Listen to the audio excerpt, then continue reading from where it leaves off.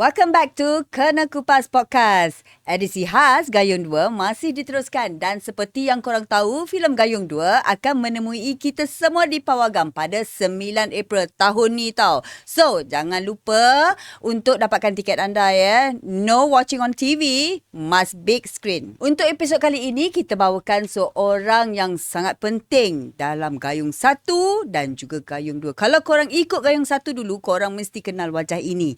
Seorang pelakon aksi yang bukan sahaja memberi impak dalam filem Gayung tetapi juga dikenali di peringkat antarabangsa. When I say international, global, you all mesti dah tahu dah kan. But hari ini kita bersama Yayan Ruhian. Apa khabar Yayan Halo, Ruhian? Assalamualaikum. Alhamdulillah, kabar Yes. baik. I call you Kang Yayan lah ya. Ya, Macam semua di orang Gayung 1 kan? kalau sama macam tuh. Yes. Kang Yayan, itu Kang Yayan. khas orang Sunda. Oh, itu ya. Kang itu bermaksud apa? Semacam kalau di sini mungkin Abang? abang. Yeah. Gitu Tapi kan. di sana tu ada Kang, lepas tu ada Mas. Mas. Kalau Mas itu kalau untuk orang-orang Jawa ya, Jawa Oh, Tengah, Jawa. Jawa Timur. Dia kalau Tapi orang-orang Sunda itu lebih suka dipanggil ada yang panggil Kang atau ya Akang atau AA gitu kan. AA. Tapi kalau AA terlalu jangan dipublish ah. habis yang Bung tu apa pula? Kalau Bung itu biasanya orang-orang dari Indonesia Timur. Timur. Okey. Timur, Oh, abang okey, itu gitu. perbezaan dia Gitu. ya. Tapi sama. Sama. Maksudnya sama-sama Mm-mm. kakak gitu kan. Ah. Sama Eh. abang gitu. Abang, Bung, Mas. Oh, satu lagi tu sama. kakek itu apa? Kalau kakek sama kakak beda Apa sedikit. itu? Kalau kakek itu agak lebih tua sedikit. Itu kakek namanya. Uncle. Ah, Uncle. bukan. Ada kakak, ada kakek. Oh, Kalau ada kakak itu masih muda. kakak tu abang lagi. Iya, abang. Kalau kakek agak tuaan dikit. Alright. So itu dia. Alright, okay. Jom kita cerita sikit pasal Kang Yayan ni kan. Kang Yayan, you are an actor, stunt actor kan. Lepas tu and then you are also dulu katanya dengar cerita kalau I tengok cari-cari di Google kan. Katanya juga polis ya. Macam mana tu? Enggak, Jom enggak, kita enggak, cerita bukan, sedikit. bukan Apa polis, tu? enggak. Habis tu? Saya bukan polis, tapi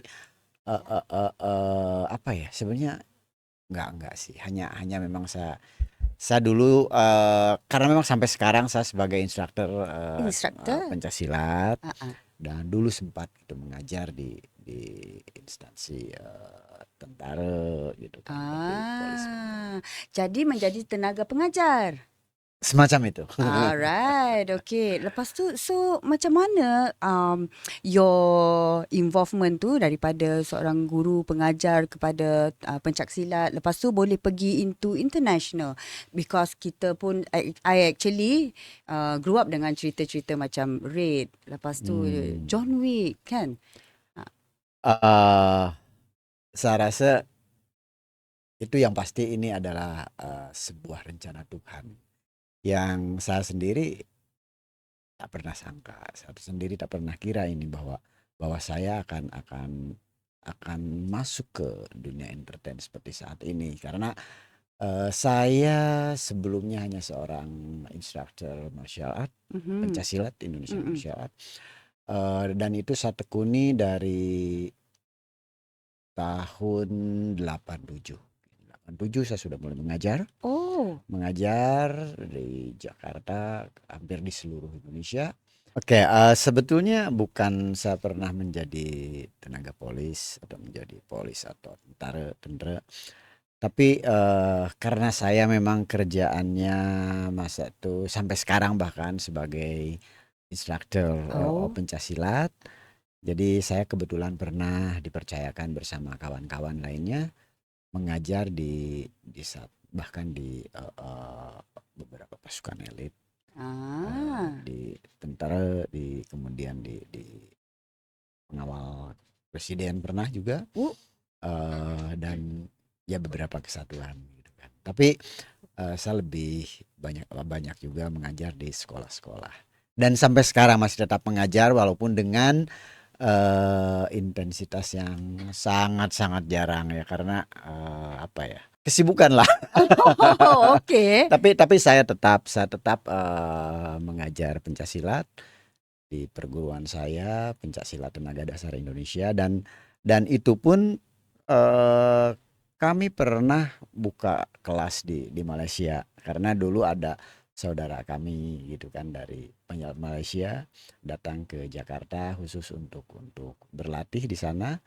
Kita berlatih lebih kurang 6 bulan di sana.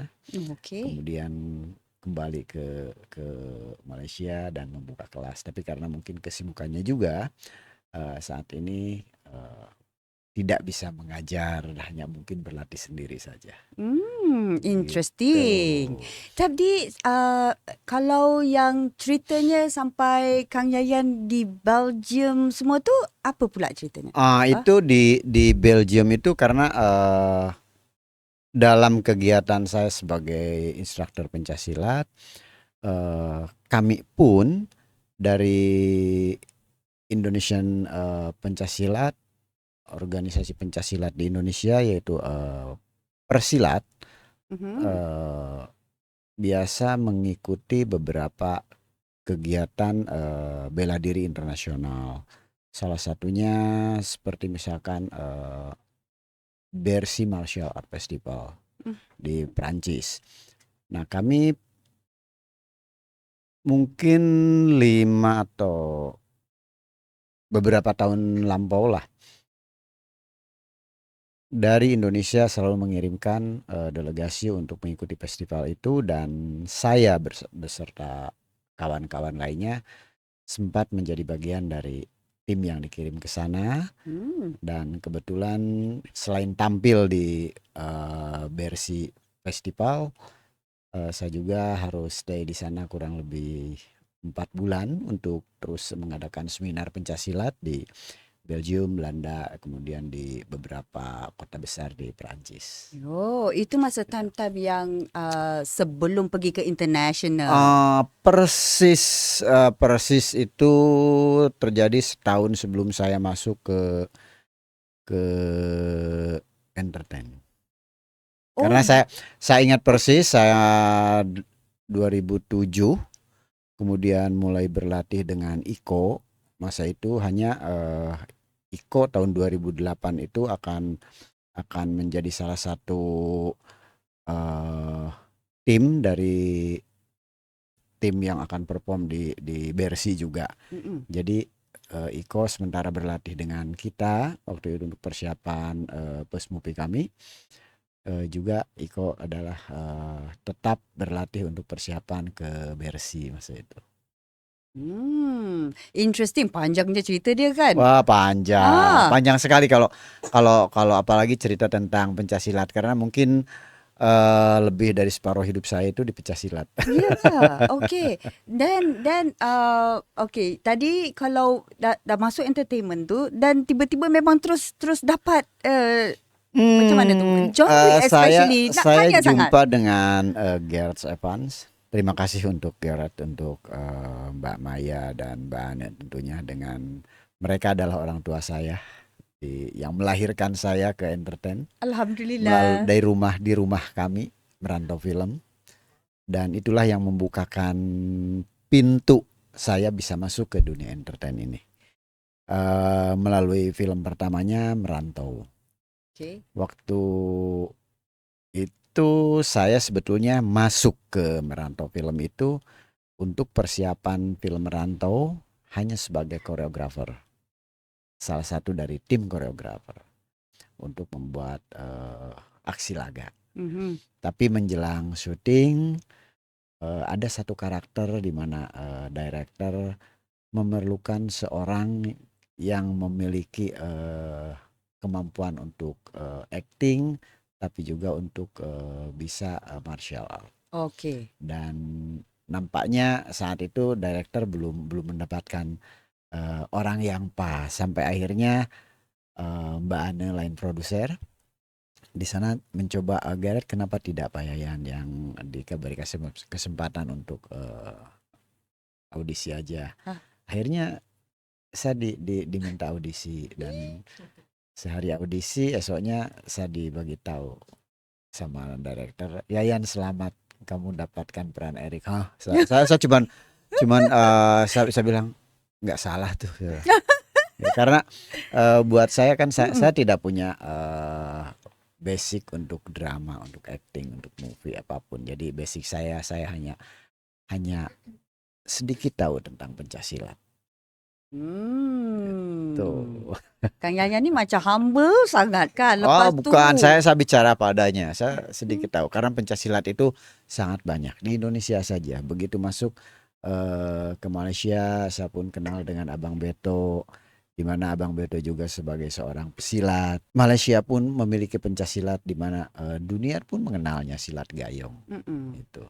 Makanya saat saya berjumpa dengan, nah di sini gayong, wah ini gayong ini luar biasa gitu kan. Walaupun bagi saya pertama kali dengar kata gayong ini, karena itu satu hal yang memang buat saya sebagai orang yang sedikit tahu tentang silat, itu cukup berat gitu. Karena tidak bisa salah gitu. Gayong adalah sebuah aliran pencaksilat dengan pastinya punya ciri-ciri tersendiri. Dan saya bukan seorang praktisi gayong. Jadi yang membuat saya kenapa berani menerima ini karena keberadaan Abang Beto. Abang Beto seorang praktisi gayong, dan saya coba ngobrol dengan Abang Beto kemana saya harus minta arahan tentang gayong. Karena setiap bela diri, setiap aliran pencaksilat memiliki karakter yang berbeda. Oh, baru saya Jadi tahu. tidak jangankan misalkan silat di Indonesia dengan silat di Malaysia. Biar silat di Malaysia sendiri, saya rasa silat gayong dengan silat yang lainnya pasti memiliki karakter yang berbeda. Sama halnya dengan di Indonesia. Satu aliran pencaksilat tidak akan sama.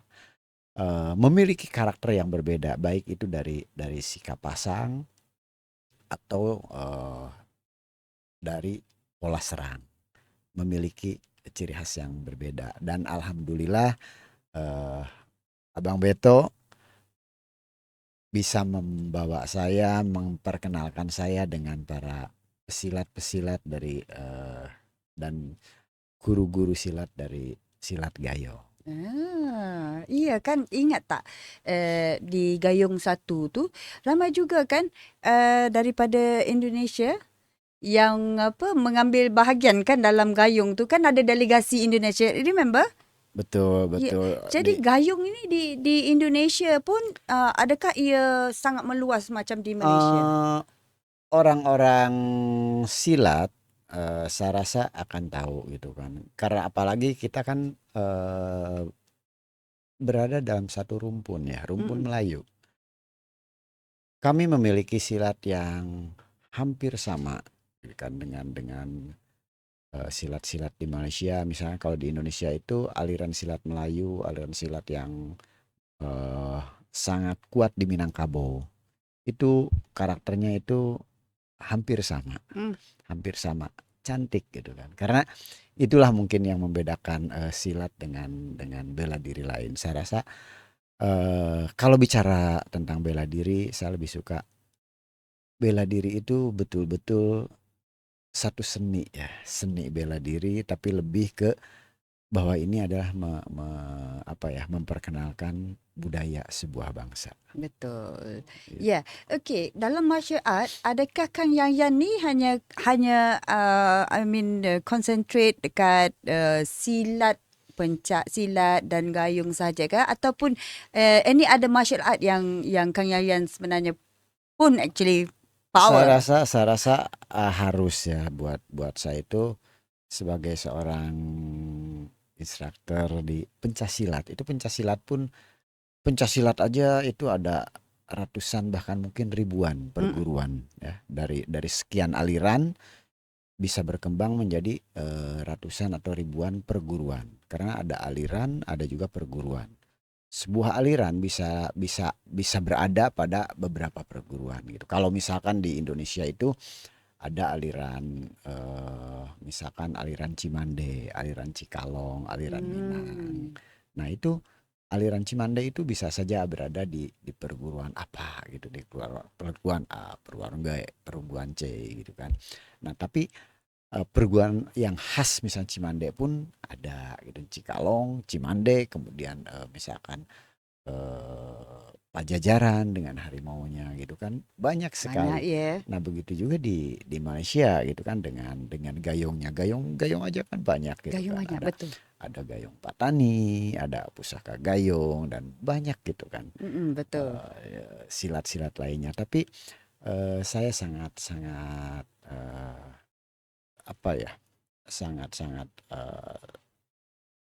berbahagia karena para pesilat sekarang itu betul-betul mempelajari silat itu tidak hanya sekedar mengangkat budaya, tapi pencaksilat sebagai sebuah seni bela diri, kemudian sebagai sebuah seni budaya, dan juga sebagai media untuk berolahraga.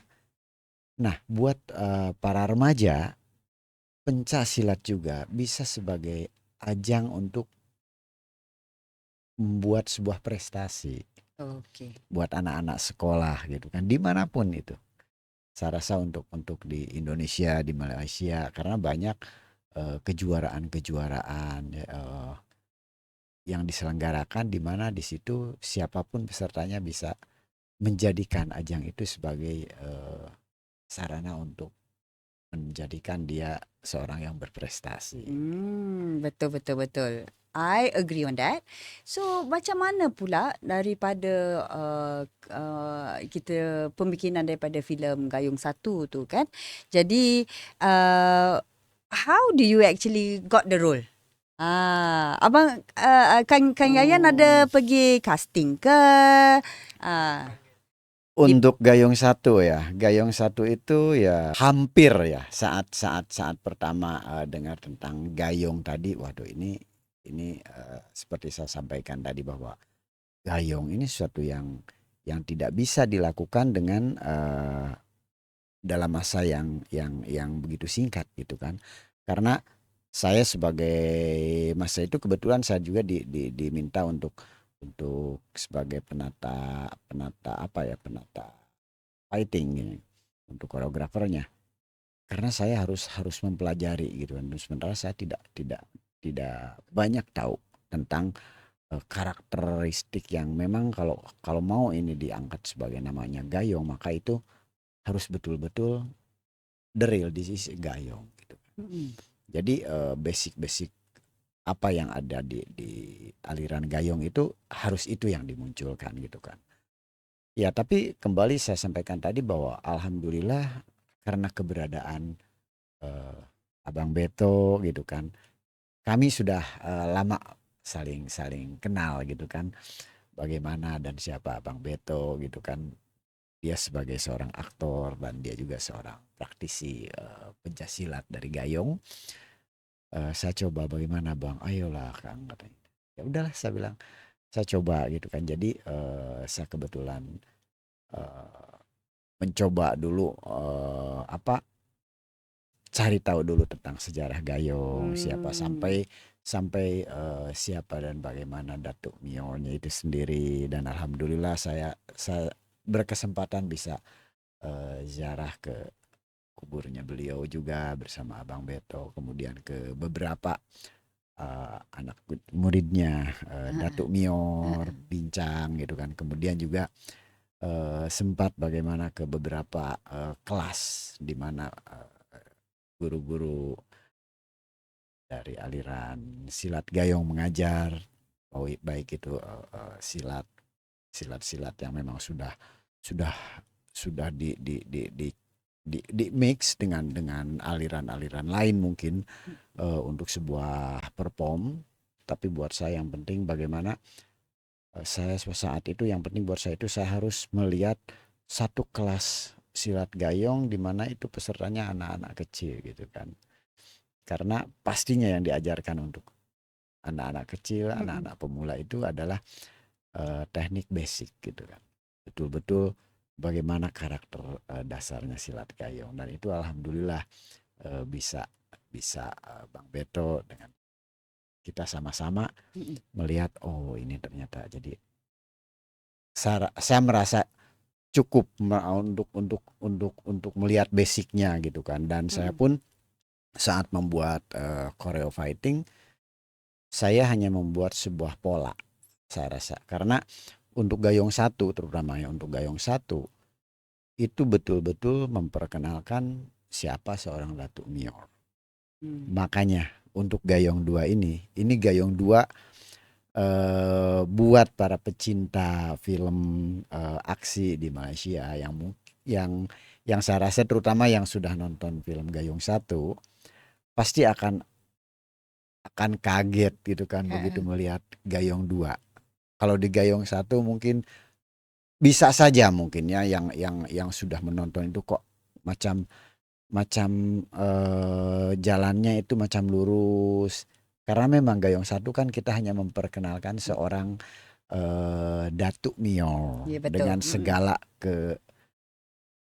karakternya sebagai seorang pesilat, sebagai seorang pendekar, dan sebagai orang Melayu gitu kan. Kemudian juga dengan karakter silat gayungnya. Tapi di Gayung Dua ini, nah ini makanya Yang ini yang actionnya. yang mungkin yang akan lain, dan ini yang kalau saya sampaikan kenapa sih harus nonton film Gayung Dua gitu kan? Karena di sini sangat-sangat beda, dan saya sendiri kebetulan sudah lihat, saya kaget gitu kan. Oh. Saya kaget gitu. Tidak saja dari sisi aksinya ya, tapi juga dari ceritanya. Karena memang ceritanya pun di sini lebih berkembang. Karena di situ Datuk Mior tidak saja hanya sebagai seorang Mior dalam apa ya, pribadi seorang Melayu dan seorang pendekar silat, tapi Datuk Mior yang sudah menjadi seorang polis, Iya. seorang di mana dia ingin betul-betul apa ya, menjadi apa ya, membela rakyat, kemudian mengabdi kepada negara gitu kan, pastinya akan lain gitu kan. Kemudian sebagai seorang polis, semua polis itu pasti memiliki eh, bela diri.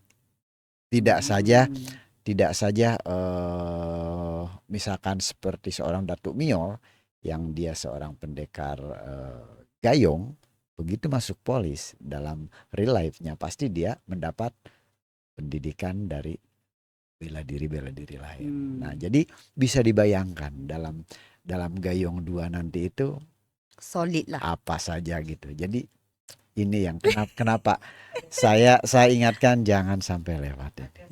Ya. Ah. Ada surprise Ah. untuk watak yang di Gayung 2 kan?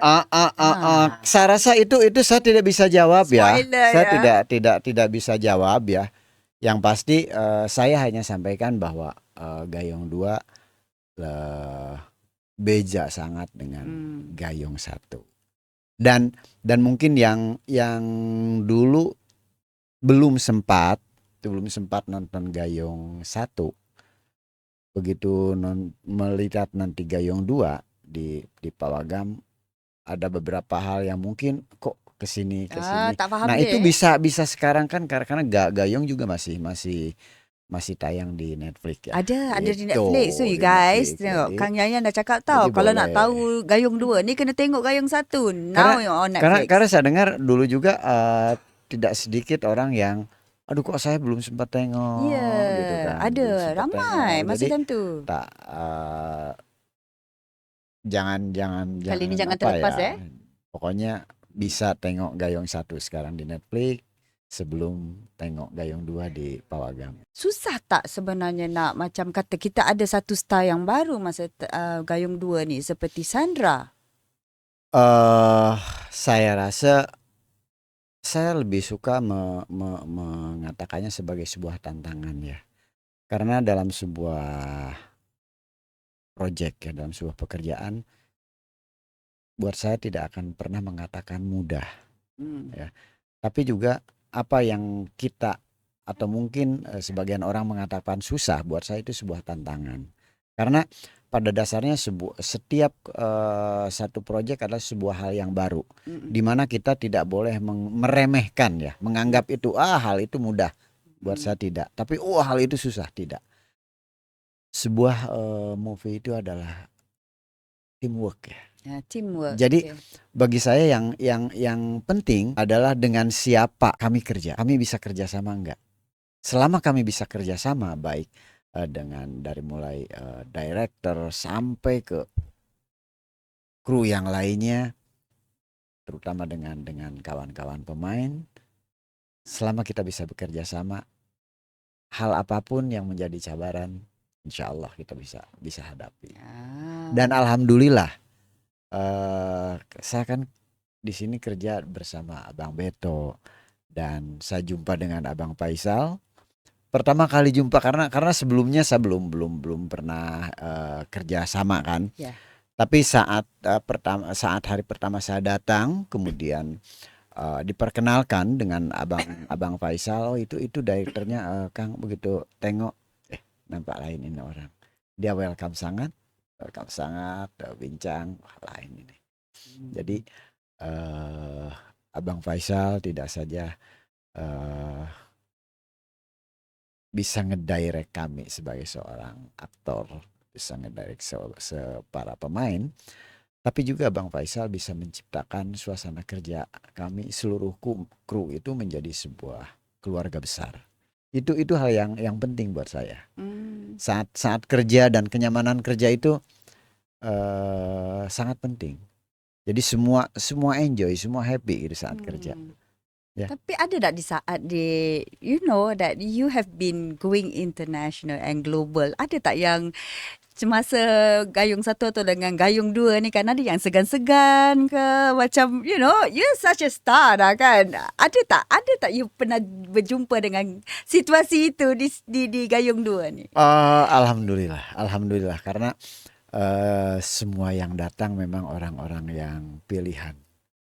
Saya rasa pilihan dari mulai Abang Beto, kemudian Nabila Huda, luar biasa, kemudian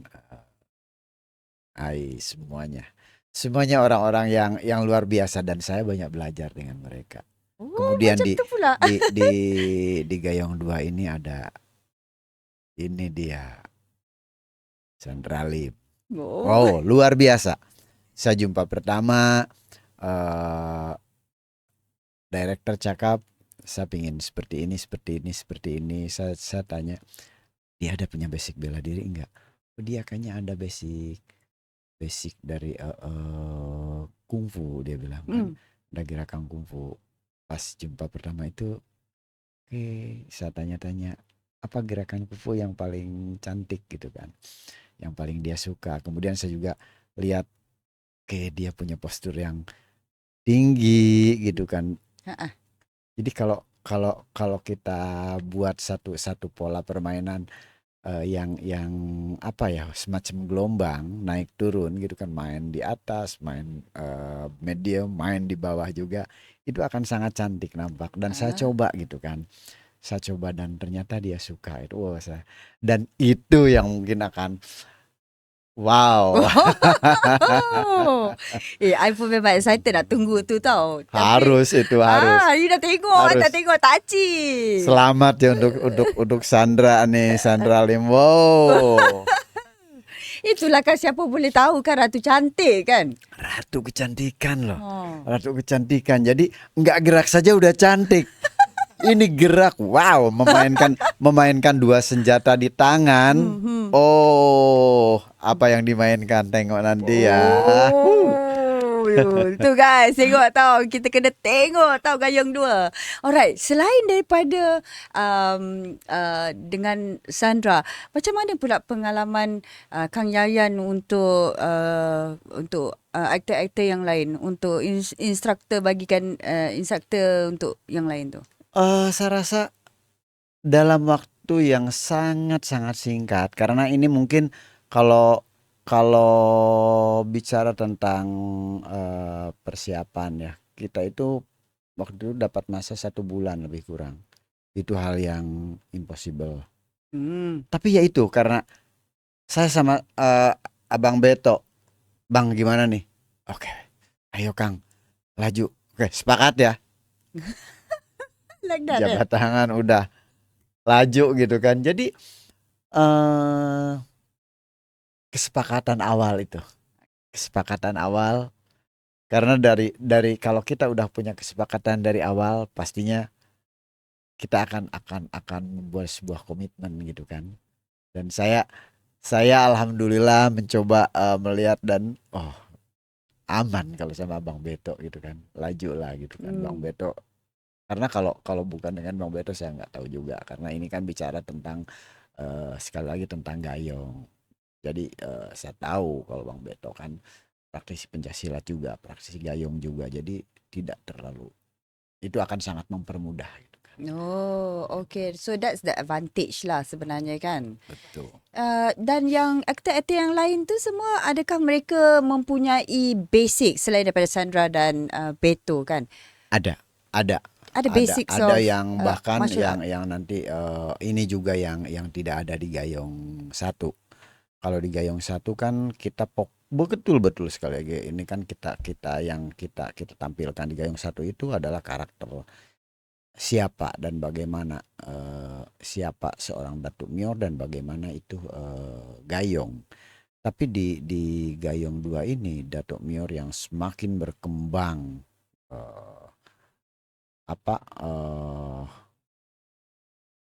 banyak hal yang memang tidak ada di Gayung 1. Kemudian juga seiring dengan apa ya? Lingkup dari perjalanan Mior sendiri ya otomatis Mior itu jumpa tidak hanya dengan orang-orang dari kalangan silat sendiri. Pastinya dia dalam satu tesnya juga dia bisa jumpa dengan orang-orang. Nah ini ada orang-orang dari pokoknya akan ada satu pertarungan silat dengan bela diri lain di Gayung 2. Oh, Itu. nasib baik tak spoiler you guys. Jangan. Untuk Gayung 2 ni, keperluan untuk stunt double ramai tak? Banyak tak yang diperlukan untuk itu? Stunt untuk fighter ini lagi banyak dari Gayung 1 saya rasa. Tapi alhamdulillah hal seperti itu di Malaysia pun banyak kan pesilat-pesilat, banyak stand-stand yang bagus, banyak body double yang bagus dan alhamdulillah ada kerjasama dengan ini kawan kita dari Defender ini Abang Ubay. Terima kasih banyak Abang ya. Mereka welcome banget dan kawan-kawan dari Defender sangat membantu juga. Terima kasih gitu kan. Di sini kami pun berlatih di tempatnya Abang Ubay di Defender. Oke. Di tempatnya di sana. Jadi kita pun ya memang kebetulan saya dengan Bang Ubay secara pribadi dan kawan-kawan di Defender sudah kenal baik, sudah kenal lama. Jadi ya alhamdulillah kerjasama kita pun cukup baik. Okey, Kang Yayan kalau dekat dalam set kan seorang yang macam mana? Tegas, garang ke Relatif. Karena saya rasa kita bisa jumpa dengan orang yang beza juga. Ada orang yang dimana kita harus tegas kalau bicara, tapi ada orang yang harus kita rayu dulu, kita ajak bincang dulu gitu kan. Kita ini mari kita begini, tapi nanti kamu harus begini ya. Tapi ada kamu nggak boleh gitu. Itu ya macam mana kita harus bincang dengan seseorang ya. Bincang dengan si A belum tentu sama dengan si B. Tapi itu juga mungkin saya ada punya waktu itu cuma empat orang dari tim saya dari Indonesia. Jadi saya pun lihat misalkan saya saya lihat si A misalkan, oh si A ini kamu ya yang kalau ada apa-apa kamu yang bincang ke dia. Oh kalau yang si B, oh ini kamu yang bincang ke dia. Lain-lain nih. Iya, karena misalkan kita bisa apa ya, bisa nyaman, bisa enak berbicara dengan si A, tapi belum tentu dengan si B. Atau si B bisa enak dengan saya, dengan kita, tapi belum tentu dia enak dengan yang lain. Itu bukan masalahnya apa ya? Oh dia baik atau kurang, bukan. Tapi orang itu punya frekuensi yang berbeda, punya karakter yang berbeda. Nah, saya mencoba mempelajari itu juga. Jadi mungkin untuk lebih bagus itu masuknya kalau mau bincang dengan Sandra, oh ini nih kamu aja deh yang bincang dengan Sandra. Oh kalau dengan Ai misalkan kamu aja nih, gitu kan. Bukan berarti Ai milih atau Sandra milih, bukan. Oke. Bukan misalkan Ai tidak enak dengan, bukan. Tapi isinya saya melihat karakter Ai seperti apa gitu kan. Oh jadi akan lebih mudah nyambungnya kalau ada komunikasinya itu dengan kalau misalkan dengan orang yang lebih frekuensi. Gitu. Paham. Untuk mempercepat aja, karena kan kita apalagi kalau kita udah bicara di set ya, set itu sangat-sangat apa ya, bukan untuk discuss, bukan untuk ini, tapi kita berusaha untuk lebih bisa cepat dalam bergerak. Gitu. Dalam Gayung 2 ni, watak mana yang paling Kang Yayan suka? Ada tahu dah jawapannya nanti. Ya. Ini yang disuka itu dari mana? Disuka yang karena di Gayung 2 ini ada orang yang bisa bikin kita apa ya, menjerit karena gerakannya, ada juga yang akan menangis karena kelembutannya, gitu, karena peristiwanya. Nah, tapi kapan dan bagaimana atau di momen apa itu kenapa jangan sampai dilewatkan Gayung 2. Ya. Okey. Okey, kita nak tanya Beto itu sendiri memegang watak Datuk Mio. Betul. Dia dapat deliver tak? Bagi Kang Yayan ni rasa dapat dia deliver ke? Sempat saya kaget saat awal dari Mio, dari Gayung 1. Di mana Abang Beto dipersiapkan untuk watak Mio ini harus dia membentuk badannya. Saya sempat heran karena dalam ekspektasi saya seorang pendekar dulu itu selalu badannya itu justru kecil, kurus gitu kan. Kok Mio malah dia harus nambah bobot badannya harus seperti harus steady banget lah gitu kan. Itu saya baru tahu saat saya jumpa dengan keluarga dari Datuk Mio, dari murid-murid Datuk Mio, di mana saya dikasih lihat foto-foto Datuk Mio. Ternyata dia orangnya memang lain. Dia orangnya yang sangat-sangat memelihara, menjaga, membentuk badannya itu tidak seperti pendekar dalam ekspektasi saya yang badannya kecil, kemudian jalannya nunduk gitu. Dia steady. Cara dia berpakaian itu cantik gitu kan. Itu seperti Mio yang mungkin kita lihat di 1. Nah, di 2 ini ya dengan segala kesiapannya, dengan badan yang sudah bagus itu kan. Tambah lagi dia dengan seragam polisnya. Ini yang membuat Gayung 2 sangat beda dengan Gayung 1. Wow, tengok tu Kang Yayan promo mati-matian ni. Enggak promo. Tapi saya cuma bincang aja gitu. Bincang aja. Memang betul lah Memang ni. Betul gitu. Okey. Tapi ya kalau misalkan dibilang promo ya saya ngasih tahu aja gitu kan. Jadi jangan sampai lewat lah gitu. Tapi I sendiri pun sebenarnya dah tengok teaser tu. Kan? Ni satu lagi nak tanya. Adakah sebab editing dekat teaser tu menjadikan dia macam wow ke ataupun memang sebenarnya Gayung 2 ni ada wow? Macam mana tu Kang Yayan? Ketua. Pokoknya jangan sampai lewat. Ah, April sembilan. tanggal 9 ya. Yes. Jangan sampai kehabisannya tiketnya. Ya. Kang Yayan akan ada di sini tak? Insya Allah karena di mulai Maret pun saya akan ada di Malaysia karena untuk satu proyek dan ya harap gitu kan saya bisa jumpa kawan-kawan pecinta film aksi yang khususnya pecinta penonton Gayung 2 nanti kita bisa jumpa harap-harap. Untuk Gayung ni ada agak-agak Gayung 3 tak? Amin. Guys, okay, mana tahu kan. Saya rasa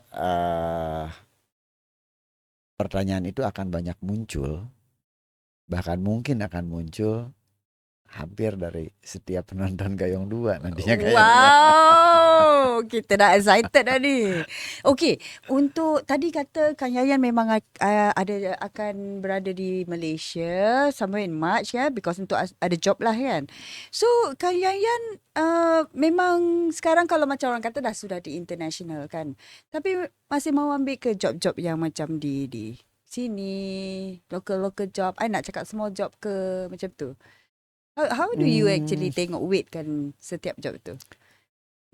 Saya memang tidak semua permintaan bisa saya terima gitu kan. Ada hal lain, banyak hal yang harus kami pertimbangkan. Ini harus kami terima enggak gitu kan. Tapi kebetulan gitu kan, salah satunya setelah Gayung ini kami ada lagi kerjasama dengan satu action host dari Malaysia ini. Nice, nantikan you all. Tapi tak boleh, kita kena Gayung 2 dulu. Alright, okay. Kita nak tanya lagi lah ya. Masa bila di set tu, bila scene tengah tak ada apa lah, tengah break tu kan, Kang Yayan buat apa?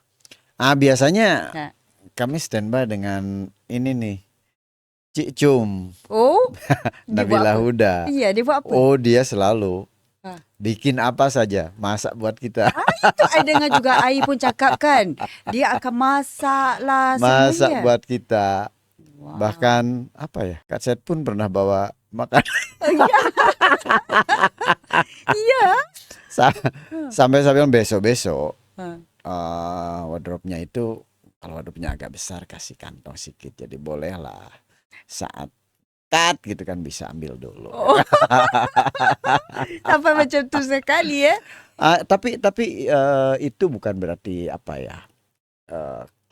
kami semua gitu kan yang terlibat di Gayung ini semua kita serius saat di set. Tapi begitu di luar set kami membuat kita enjoy. Dan itulah kenapa kami enjoy, karena yaitu director tidak saja menjadi seorang yang mengarahkan kami di set, tapi juga menjadikan kami sebagai sebuah keluarga besar. Keluarga. Gitu. Guys, daripada episod pertama edisi khas ini, daripada Lee Kun, kemudian kita ada Ai, Sandra dan sampai Kang Yayan, semua cakap pasal family. Cerita ni, diorang semua macam very very close. Memang betul lah sebenarnya perasaan macam seperti itu. Iya ke? Seperti itu. Jadi bahkan kedekatan kami masih berasa sampai sekarang. Saya tiba kemarin siang di KL, malamnya tiba-tiba saya jumpa dengan produser dari Gayung. Saya jumpa dengan dia, begitu kita ada di satu tempat, tiba-tiba datang Abang Mio, datang juga Cik Cum. Wah, Wow, sampai ini. Jadi dan hampir setiap saya datang ke sini selalu ketemu dan emang kerinduan itu selalu ada gitu kan. Itu salah satu bukti bahwa apa ya? Bahwa kebersamaan kita di set itu bukan hanya karena kita kerja kemudian selesai kerja selesai gitu kan. Proyek selesai ya udah gitu kan. Tapi enggak, ada hal yang lebih penting gitu kan. Ternyata kedekatan kita, pertemanan kita, bahkan semacam saudara gitu kan. Itu Wow. yang kami rasakan. My name is jealous lah. Ah. Alright, kita sudah berada di penghujung podcast kita. But before that, I nak you tolong shout out kan kepada your fans, okay, Kang Yayan, peminat-peminat you dan peminat gayung juga untuk go. Jadi buat sahabat-sahabat saya yang ada di Malaysia tentunya jangan sampai terlewat. Nantikan Gayung 2 yang akan mulai tayang pada bulan April tanggal 9 ya. Yes. Tanggal 9. Siap-siap. Dan jangan kaget kalau Gayung 2 ini wow. Jumpa di Pawagam.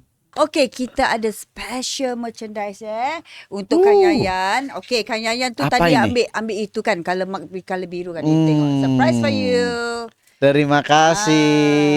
Ini daripada Kena Kupas Podcast. Kena Kupas. Okay. Terima kasih Kena Kupas. Yes. Terima kasih juga tim Gayung 2 yang pastinya buat yang sudah nonton Gayung 1 mungkin sudah tak sabar. Dan nih Gayung 2 pasti tak cukup sekali tengok. Wah, dengar tu.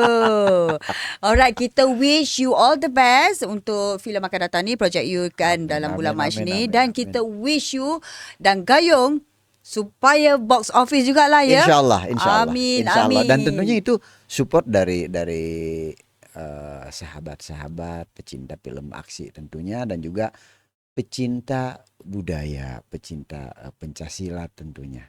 Yeah. Tapi di Gayung ini tidak saja menyampilkan tentang sebuah entertain, tapi juga bagaimana ini menambah kecintaan kita terhadap budaya. Itu yang dia. penting. Alright. So, kepada anda yang nak tengok di mana Kang Yayan dalam Gayung 2, nak tengok dengan dia juga pun boleh tau. Jangan lupa nanti saksikan Gayung di Pawagam pada 9 April tahun ini. Tengok di sinema, jangan tengok di TV, okay? Dan jangan lupa to subscribe, like and share. Komen juga.